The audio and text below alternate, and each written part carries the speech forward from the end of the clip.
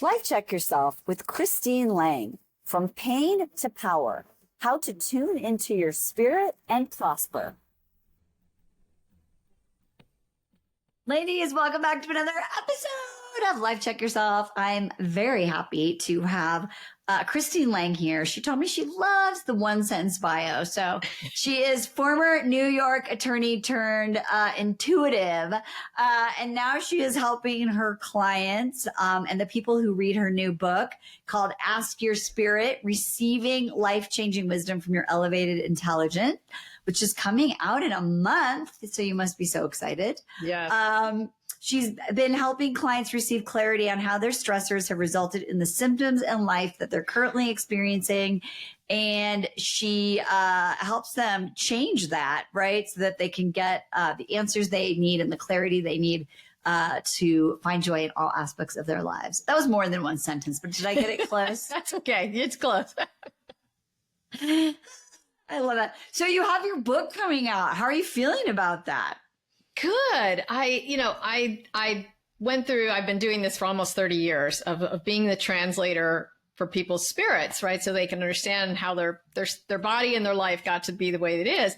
And last year I opened up my calendar and in 2 days booked out for a whole year. And so I thought this is untenable. I can't, get people in anymore. And so I always say I wrote this book to put myself out of business. So I feel like if I teach enough people to hear their spirit for themselves, they won't need me to be the translator. And you might not, after reading this book and learning my techniques, you might not be able to channel a whole paragraph like I can, but you can get the answer to why that supplement didn't work, or why did that job not work out, or why is this relationship feel so hard? And those are the key questions that I think we all have and we all deserve the answers to. So that was my motivation. Oh my gosh, I love that so much. It turns out I actually need my glasses, so that's kind of funny. Put those glasses on. And if you're listening, yeah. It's so funny. I want to talk about this, because I think what you said is so interesting. Let your challenges serve you. Yeah. I just had a client who came to me. She's like in tears, not feeling great. She had a situation 3 years ago with an investment that she made. She thought she handled it. It came back to bite her in the ass. Something else happened, came back to bite her in the ass. And she was sort of like, why is this happening to me? And I was like, well, let's break that down. You know what I mean? Like, what do you think the message is? And so I think that, like you said, a lot of people are like, what the hell is the universe trying to tell me? Or what's my soul really need here? So how do you start to answer those questions? Well, I think, you're so on the right track with your client. I always approach it from the pain has a purpose. And when we know the pain has a purpose, we can handle just about anything. But when it feels arbitrary, or when we feel lost or stuck, or, worse than arbitrary, like the universe has it out for us in some way or is testing us, which I don't believe it does, then we just feel burdened upon. And it feels unfair and too hard. And then we go into our own victim pit and we get stuck. And I mean, we all jump into that victim pit occasionally because we feel overwhelmed. But the sooner we can get out of there by going, okay, let me reach for where this is stepping me towards. Unfortunately, very few of us will pivot when we're feeling really good. If I'm get out of bed and everything in my life is fantastic, I'm like, let me try something radically different. No way. I'm doing the same, right? So yeah. When your spirit or the universe wants you to head in a different direction, they're going to do it through discomfort. So if we approach it from that standpoint of, okay, where am I being asked to pivot, to drop a limiting belief, to crash through a glass ceiling I put over myself, to, correct some message I got as a kid that's still internally running me. When we're approaching it from the end result of this is it's going to benefit me. Now we go from being critical, why the heck is this happening to me, to being curious. And when you're more open like that, if you can get your client to get into that more open, curious space, they start pulling in the answers themselves, right? They can start feeling in their body, oh, you know what? This part of my body I actually do associate with this emotion or this relationship in my past. And they start working with you, then you're partnering together to get to the answer. Yeah. And I think that what you just said is the key is how can someone, because when someone's in their pain and they're in their shit, it's often very hard to believe that your pain has a purpose, you know? So Yes. if you're a beginner, and some listeners are, right? And they're like, all I know is I got a bunch of crap coming at me. Yeah. And I just don't know about it having a purpose other than to make my life harder than it already is, blah, blah, blah. How do you pop someone out of that and invite them to redirect or just be even willing to redirect that thought pattern? Yeah. Well, I start with first, we make space for your humanness. Because even if you're the most spiritual person in the world and in your good days, you see all the miracles around you, right? You're going to have this human moments where you're like, crap, it's just bad, right? This guy's just a jerk, right? You need to make space to have the human reaction. So when somebody calls me, you know, I have some celebrity clients and some C-suite clients, and they're used to getting pretty quick access to me, and they'll call and say, I just got fired, or this guy just dumped me. I want a session right now. And I'm like, no way, because you need to make time for that human reaction, which is just the ego being upset. And when we try to cut that off by doing the spiritual thing of, oh, I should just think it's beautiful and it's all perfect, you're just doing suppression. Now you're shoving that down on your body and the pressure, right? That's going to serve nobody. And so I always say, make that space, whether it's 5 minutes or 5 days, to just be in the upset. And then when you've given, it's like letting the toddler in, you have the tantrum, and then you're like, okay, I'm over it. Now I'm ready to actually pull my way through it. And then the person comes back. I'll usually schedule them for a session a week or two later. And then they're like, okay, tell me what I need to hear. Tell me the thing I didn't want to hear, or I wasn't open to hearing a week ago. So that first is understand that we have our spiritual side and our really ego-based, you know, basic side of our human self. And then when we're like, okay, I've had my tantrum, I've had my upset, I'm sort of bored with myself on that. It's not rewarding. It's not fulfilling. I want to pull myself out of what I call the victim pit.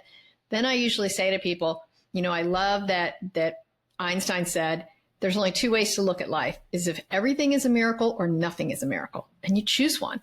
And so if you choose that everything is a miracle, which is where everybody lands, and you're like, okay, then this one's just, I always say sometimes our gifts from the universe come to us in really shitty wrapping paper.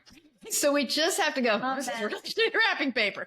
And then, but we're like, okay, but I'm going to choose to believe there's a miracle underneath it, or there's some beautiful thing underneath it, but I'm going to have to dig through the layers. I don't like that, but we all get it. Every one of us has our spirits enroll us in the really crappy college course where you get there like, oh God, I do not want to be in this class. And it was the only class open at this time slot that fits my requirements. So I got to do it. We all get enrolled in classes we didn't want to take, for sure. That's right. I always say, like with my client, this thing was very expensive for her. And I said, you know, tuition is sometimes very expensive for the classes we have to take. So it's tuition. And same thing. I say MBAs show up in all different ways. Yeah. Right? And that is so true. I love that. Carry on. Okay. So once you're like, okay, there's something good in here. Now, if I got to go through this pain, I at least want to get the good stuff. And that's what I say to my client. You're already in this crummy part where you've lost the money. You've had this, you know, awful investment. Let's at least get the good stuff for you. All right. So in the beginning, they might be doing it from a place of resentment. Yeah, at least give me the good stuff. But at least they're on the move. At least they're coming out of that victim pit and they're open to some potential benefit. And then you just sort of work your way up from there. And so to give you a shorter answer to your question, I think that first step is we get tired of our complaining song. Right? 20 years ago, when I went through my divorce, I power walked with a friend in the morning, and every day I would tell her, like, my ain't it office story. Like, and it was easy because he was being kind of a not great person. So, you know, I was telling my rant of, and then he did this and he made the kids cry and blah, blah, blah, blah. And she would buy it. Oh my God, that's terrible. That's terrible. And after a few months, I said, oh my God, I'm tired of my own story. Don't let me tell this story anymore. I don't even enjoy being this person, even though I'm getting empathy and sympathy from everybody. Ugh, it's not getting me anywhere. So I had to tire myself out of that. And I tell that story and use that as a model. Like, you'll know when you're tired of only getting sympathy for the victim part of it. When you're ready to come out with that hero's journey part of it, then we can get on to the good part of the story. But you can sit in that part for as long as you want. I'm not going to convince you to get out of that. You've got to be ready. Yeah. Right. And so, because for so many years, I've been practicing almost 30 years, I did the heavy lifting. I was dragging those people out of the victim pit, and they'd fight for me and argue about why they need to be back in there. And I'm putting them on my shoulders and carrying them out every time. It doesn't serve anybody. One, I'm exhausted. And two, we do the same session every time. So when I approached it from this more seasoned perspective of like, look, everybody's got their time there. You decide when you're ready to be done. Then you're working with me collaboratively to look for the good, to mine for all the gems, and to embrace the crappy college course you didn't want to be in to begin with, but you have to be. Yeah, I think that's so important, because sometimes I think the soul lesson is that we are addicted to the same song. Yeah. You know, like I know the words. Like the devil you know, right? Yeah, exactly. You know, I hate my job, but we'll get another one. Oh no, I know how to do this one, right?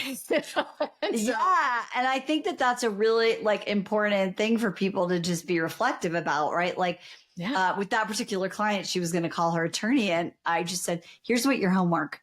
You're just going to say, can you please write a letter to this person and respond? Because it'll cost you $500 to $1,000 if you sit there and go like, can you believe this douchebag, right? And tell the story, right? And I think what you said, I really, really want to highlight is be like, are you actually addicted to the sympathy and the empathy and being the person in the victim pit? Well, and let's be fair. There are a lot of people who that is the currency of the family they were raised in. Mm-hmm. Ain't an awful story, whether it's because they didn't have much money or they had a lot of illnesses in the family. There was mental illness or drinking or some sort of thing where everybody traded in who's got it worse. And whoever was having the toughest day that day, that's who got the energy collectively from the family at the dinner table or whatever. And so those people will become your office complainer, the person who stops by your desk every day to tell you how hard their life is and how things are harder or how people suck, right? And so that's just the currency they were raised with. It's not my job to fix that. Maybe just to point out that's one kind of currency, but it's a currency of negative energy. So you need so much of it to fuel yourself.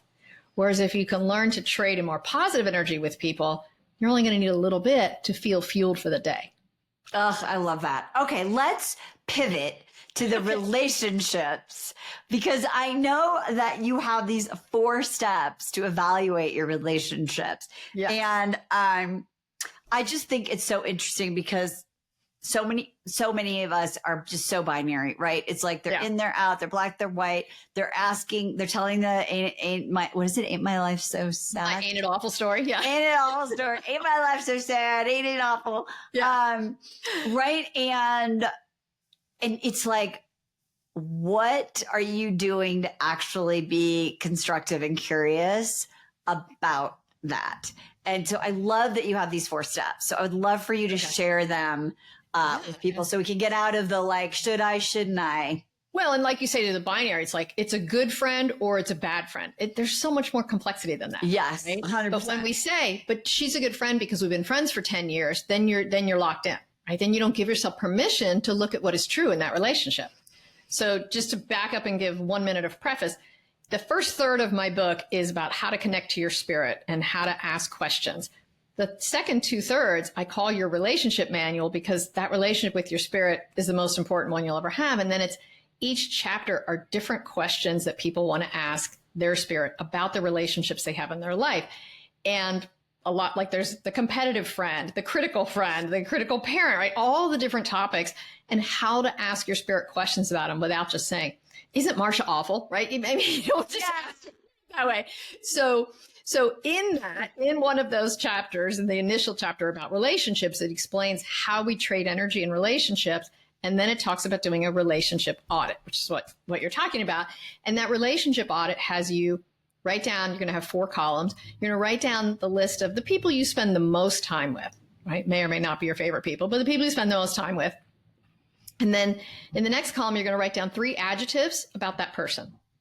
Then you're going to write down a number, and it's from -5 all the way to +5. If it's 0 to -5, it's somewhere negative energy that you feel comes from them in the last few conversations you've had.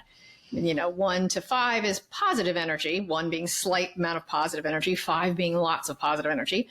Write down the last few conversations, what kind of energy came from that person. And then in the last column, you're going to write down, how did you feel as you walked away from that conversation? Were you drained? Were you uplifted? Were you feeling sorry for them? How you felt? And then you look at, in total, these are the people I spend my time with. Wow, look how drained I don't come out ahead on an audit on an average day. Or I do come out ahead, but there's one leak in my boat, right? It's this person that I sit next to at work or whatever. And it's a way to put in a more concrete and flushed out form, like we're saying, instead of just saying it's a bad friend or a good friend, to look at like, oh, wow, this is what this relationship brings to me, or this is what this relationship costs me. And from there, you start making different boundaries based on what is the quality of that energy exchange and how do you feel? I think I did something like this many years ago. I called it like relationship rightness matrix, and it was like, not thinking about it in terms of, what you should do, right? Mm-hmm. Because I think that when we are externally focused, like you're saying, you're doing everything but listen to your inner wisdom and your soul. Yes. And there's this beautiful blend. I love in this method that you're talking about that is, you got numbers. So our listeners love, can I quantify it? There's your stats, right? Yeah, exactly. And you're also asking to do a felt sense, right? To actually check inward and just pause and be curious about what it is or who it is that's draining you. Because I think what you're talking about here in this book is like how empowered you can be when you stop complaining or stop just on being on autopilot and you actually tune into the superpower that we all have inside. Yeah. And I would say nobody has your back like your spirit. Your spirit is the best relationship coach and health coach and career coach that you'll ever find, but it's learning enough context to ask the right questions. So the point of a lot of these chapters is giving you enough context that you ask the right kind of question.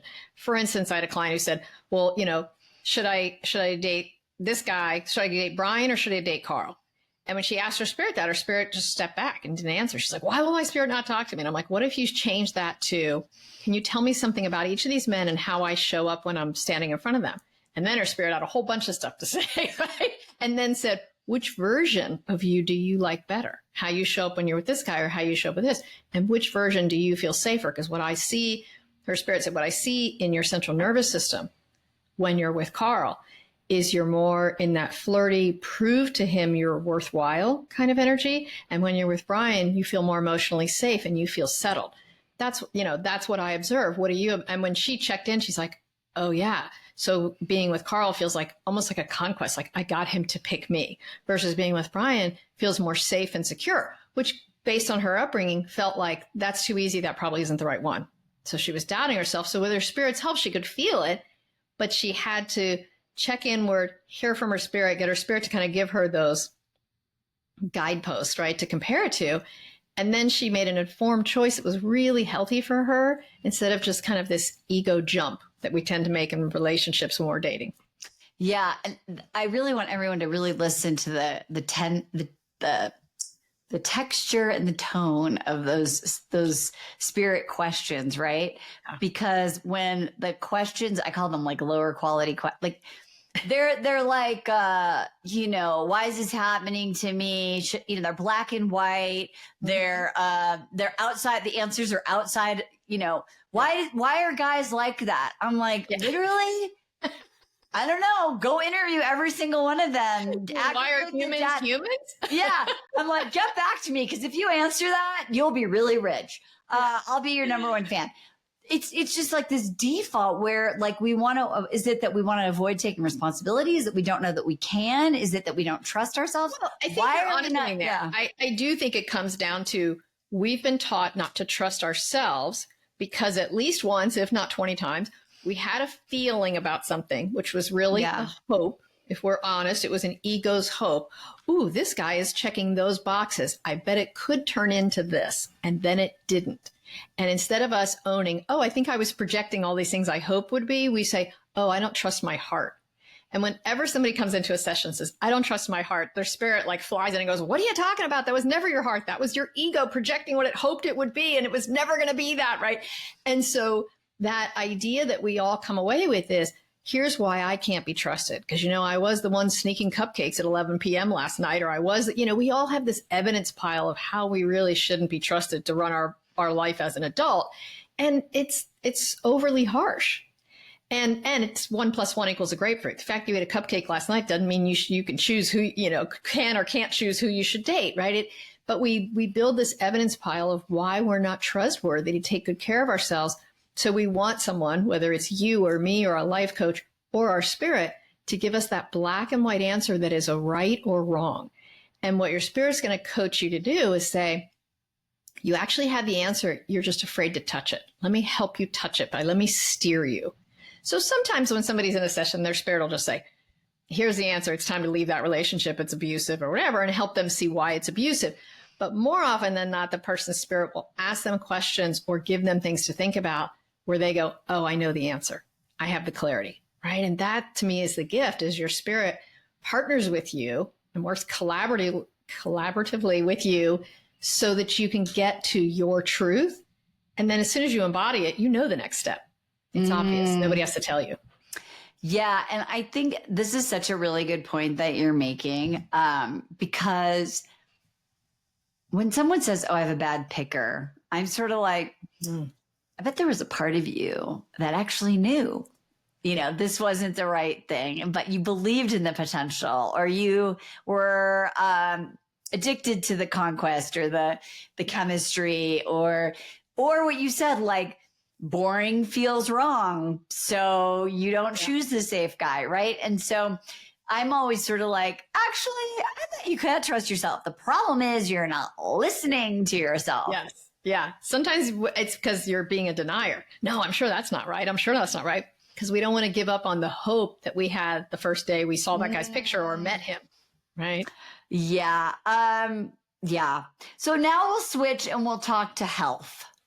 Okay. Because I think health is a big thing. And I know that you look not just at emotional pain having purpose, but that, the physical pain and the challenges that we have in the physical realm are also kind of here for messages, and that we can begin to look inside ourselves in this way. So how do you apply this method to your physical health? So whenever we have chronic symptoms, and I'm not saying like you stepped off the curb wrong and you sprained your ankle, that's going to be 99% physical cause, right? Right. It's a physiological reason. But chronic symptoms that your doctor will say, stress will make it worse. Well, you can't eliminate all stress, but what you can do is say, here's the stressor that's directly behind that symptom, that back pain, that IBS, that migraine. Those chronic symptoms usually are a solidification of an emotional stressor that you don't know how to resolve. And so you've just stopped looking at it. And so your body is sort of keeping it in concrete form to hold a mirror up for you to say, actually, you could fix this. You can live a life that's more expanded, that's less limited. You don't have to make yourself small to accommodate people. Let me show you where you're doing that. And so those physical symptoms persist because it's the gateway to get us freer. And so when we can switch again from being critical of, oh, my body is always falling apart like it's some bio machine, right, that the warranty's wearing out. If we can switch and look at it as, this is this messaging board where my spirit leaves messages for me of how I'm shortchanging myself, of how I'm not giving myself credit, of how I'm letting fear run me unnecessarily. Then we get curious and we step towards the symptom. If you sign up for my email list, there's a free guided meditation that you're sent that helps you do this guided meditation to get a message about a chronic symptom in your body. And people will be surprised. They're like, oh my God, I did it. And I actually got it. I got the answer. Like, this is related to how I always let my brother talk to me. There you go. Okay. So, right. And then you start tracking it, and then you start making those adjustments, and then the symptoms disappear over time, but you get the transformation along with it. That's the goal. I'm 100% on board with this. After my ski accident, I had this chronic back pain, and I went to the spine surgeon. He was like, no, you're healed. And I was like, okay, but it hurts when I walk. So F you. I don't feel healed. Yeah, exactly. And I went through all these, like, I'm going to call this person and try this stuff, and ultimately it was, a forgiveness. I had to forgive the person that I followed down the mountain. Nice. Right. Good one. And I did this like labyrinth for Ho'opono thing, forgiveness thing. And just the pain completely disappeared. Right. Yeah. Because I had this I was mad, obviously. I was mad at myself. I was mad at her. You know, it was a whole setup where before we went out to ski, her husband had said to his wife, don't take her where she shouldn't go. Like the whole thing was a perfect setup, right? Yeah. Right. And so, well, it makes sense because your back is about support and you feel like that person didn't take care of you. Well, yeah. And then I broke 7 bones in my sacrum, like not 7 bones, 7. I mean, it was all so exactly what I needed to have happen. I really love, again, that there's this like sense of empowerment because, again, if you keep looking outside, it's almost like you're working harder than you need to, is what I hear from your method here. Is like, you don't need to work that hard and search because you have the key. Well, from the time we get into like kindergarten and certainly by first grade, we are earning the gold star. We're earning the smiley face sticker, right? We're taught to earn the result that we want. So if the result you want is no back pain, you're like, okay, what do I have to do? Let me jump through all the hoops like the circus poodle and just do it all so that I can earn the result I want. And I would say one of the number one things people say to me when they come to me with chronic pain is, I've tried everything. I'm like, well, first of all, you haven't been here, so you haven't tried everything. But it's that sense of, I think I've earned it. And now I feel gypped because I've already spent thousands of dollars and seen all these professionals and done all the things. And I still have this symptom. I was like, because your spirit isn't waiting for you to spend a certain amount of money or do a certain amount of things. It's to actually get the message. And you're not being held hostage. You're being lovingly guided towards a thing that's going to set you free. Forgiving that person set you free. Yeah. It's so interesting. Like I just was on a boot camp with some ladies and we did, I called it like the overcomplicated life audit. And there was a whole section on, I called it emotional labor. Right? Because it's all the people and things and conversations and stuff we're tolerating and the way we're being treated and the things we're not saying and right. And that all it like, we think that isn't impacting us, right? Because I think so many people just take them as little isolated incidences, you know, that are just like out of their control, right? It's amazing how all of that is like, if you take the 60,000 foot view and you apply this method, you're like, hello, like, you know, when you look at like one of those puzzles and it says, look at this like black and white thing and you could see a horse, you know, and you go, I don't see a horse. Yeah. And then finally you see the horse. You're like, how could I not see the horse? You know? Exactly. And that's what this is like what do you say about like the patterns and how we can start to notice them and then hone those in so that we can get the result that we want and the joy that we want in our life? One of my favorite questions to ask my spirit, like once or twice a month, I'll say, what am I not seeing? I ask ChatGPT. And your spirit will exactly illuminate those things of like, well, you're not really noticing how often you let your one child call and ask you the same kind of questions, or you're not noticing how often you let that one friend complain for 20 minutes before these are the things you're not noticing. And I refer to them as the small leaks in my boat. And I think as women, we are taught just row a little harder or bail a little faster. It'll be fine, right? And that's part of being that team player, right? That we're all supposed to be. And when you're asking your spirit these questions of like, what are the small leaks in my boat? All of a sudden your life gets easier, right? You have more energy. Things make more sense. There's times where I just sit down and say, I don't feel quite right. And I don't know why. I feel a little judgy and I'm not really sure why, because I had 8 hours sleep and I've had a good meal. And my spirit will say, it's because that conversation yesterday, you don't like how you left that with such and such. I'm like, oh, wow. And it happened so fast. And I went right on to the next, podcast interview or Zoom meeting. And I didn't give myself time to process. And yet my body has still got that little drain from it because there's something unsettled in my central nervous system. So it can't totally rest. So to me, being able to ask your spirit, basically some version of what's going on with me, or what is it time for me to know, or what am I not seeing, or what would it benefit me to observe right now about myself? People are always blown away at the answers they get to those questions. Sometimes they get a little video, or they get like a video montage, or they'll get something that's, an analogy or metaphor for them that makes perfect sense. And had one guy get a wall that was painted in his apartment building that was like this really ugly color. He said it reminded me of like hospital green, this kind of like green. And he realized I'm tolerating a lot of blandness in my friends, in my job. I'm just like settling everywhere because I'm being so low risk because that's how I was raised. And then he just shifted out of that. But his spirit showed him in such a gentle way. There's nothing accusatory, nothing blew up. But to have your spirit give you those reflections, to me, it's a game changer. Yeah. And it will show you exactly what you need. If it's like the radio, like, and I know that's like a very old metaphor at this point.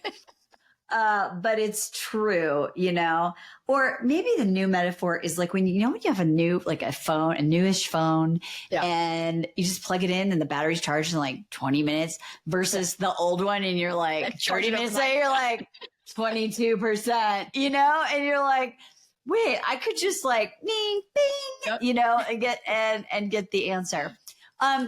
When you think about, the reasons that people don't act on what they hear from their soul, does that spirit also give encouragement? Does it also going to help you get unstuck if you see like, oh, my life is bland, and you're like, well, my family pattern was this way, and so I'm not going to do it. The follow-up questions to when your spirit suggests a certain course of action, right? And your follow-up questions are I always refer to them as your yeah, but. Well, yeah, but. And sometimes I'll even ask a client in a session, what did your ego mind jump in and say, yeah, but in the background while I was just talking? And they're like, well, what made your chest contract as I said this? And they're like, well, but my family will think blah, blah, blah, or my husband will think I'm, blah, blah. And so when you can bring those to your spirit can lovingly coach you around those obstacles. Right? Here's how you move those boulders out of your path, because we all have these very entrenched ways of thinking, right? Your ego's job is to keep you safe. Touch the hot burner and your finger gets burned. Just don't do that anymore, right? So we end up with a path that is more and more narrow every decade as we age. And to expand that back out, you'll need your spirit's coaching to say, it actually is okay to expand it in this direction. And here's where you're limiting yourself based on an inaccurate assumption. Here's what actually went wrong in that job. It wasn't just you were reaching for too big of a role. It was that your boss felt threatened by you, and you need to approach it in this way. I coach a lot of, executives about how to climb up in their company without threatening people, how to be seen as brilliant, but non-threatening, right? How to be that team player, how to invest in the people under you. And all of that is it's so easy with your spirit's coaching. I had a client this morning and he's like, well, I have a big proposal to make to this company. And his spirit said, well, you're going to meet with 6 people and you're going to think it's the guy sitting at the head of the table who actually makes the decision is the woman to his right. And here's the phrase she's waiting to hear. I mean, come on, you can get that kind of guidance from your spirit. And it worked. And he got the contract. It was a big contract, right? So, and it's not that your spirit's always going to give you these $1 million ideas, but I love working with people and having their spirit throw marketing phrases out about how to pivot their business. And I'll just get like, when I worked with Hollywood people, we would call it the working title of a script or a movie or of a TV. And they're like, here's your working title. And they give them 5. And those 5 working titles would streamline the whole rewriting process because they would know what they were targeting. And your spirit will do that for any idea you have. Here's why it'll work. Here's why it probably won't. Here's why it'll cost you too much money. And rather you need to narrow your niche and go after this audience, right? Spirit loves to give you that. The idea that your spirit's only going to talk to you about spiritual things or, no. Your spirit loves to see you just partake of abundance in every area, including financial success. And my last question for you is this. So when I'm imagining people are going, well, am I sitting cross-legged with the candle when I do this? Is there like some formula? Like what's the how of this? Are you meditating? Are you listening to binaural beats? Yeah, it is done through meditation, and it's a specific, I say it's the equivalent of me handing you your spirit cell phone number. It is a step-by-step. It's a few chapters to read. It's not super complicated, but you practice doing it. And it is a way to meditate specifically to plug into actually hearing your spirit versus typical meditation. We're trying to quiet the mind, observe what comes up for us, notice our emotions, and all of that is great. But this style of meditation is about having a conversation with your spirit, plugging in to be able to receive the answers, whether you get them as a visual or you're clairaudient like I am. I mean, I will get visuals, but I hear things really fast. Or you might just a knowing like, oh, I can feel in my body. This is what's true. Right. So, and truthfully, your spirit's going to speak to you with all three, and she's going to notice which one do you pay the most attention to, which one do you get the fastest, and which one do you trust the most. Right. So then you'll start developing your own shorthand. If I'm putting healing energy in somebody and I smell cigarette smoke, it doesn't mean the person smokes. It means their lungs are compromised as if they smoked. And it's just telling me to target that. So everyone that I teach energy healing to, they develop their own shorthand with their spirit. Oh, when she twitches my left thumb, it means to move in this direction. Here's what this means. Everybody gets that. There's no universal symbols per se, but everybody develops that shorthand. So your spirit is eager to have that connection and start that conversation. And then you'll work out your own shorthand of how you converse. I'm just imagining like the bench, like there's the bench where the spirit's like, put me in, coach. I can do it. You know, like, why you got me on the bench? I'm your star player. I love that. Exactly. So good. Thank you so much for being here. Where can people find your book? Anywhere you order books. I mean, it's on my website, which is christinelang.org, but it's on Amazon and Barnes and Noble and Books A Million and indie bookstores. All that. Everywhere. And the title again is Ask Your Spirit. And the subtitle is Receiving Life-Changing Wisdom from Your Elevated Intelligence. Your elevated intelligence is the combo of your life experience, your intuition, and your intellect. Ah, I love it. Everyone needs to get this book. We will put the link in the show notes. Everyone, like, why would you not want to learn these steps and actually put in your star player and get yourself out of like self-doubt, spinning thoughts? Christina's obviously booked. So we all need to get her book. Ooh, there's like a metaphor in there. There's some spiritual thing in there too. I was booked, so I wrote a book.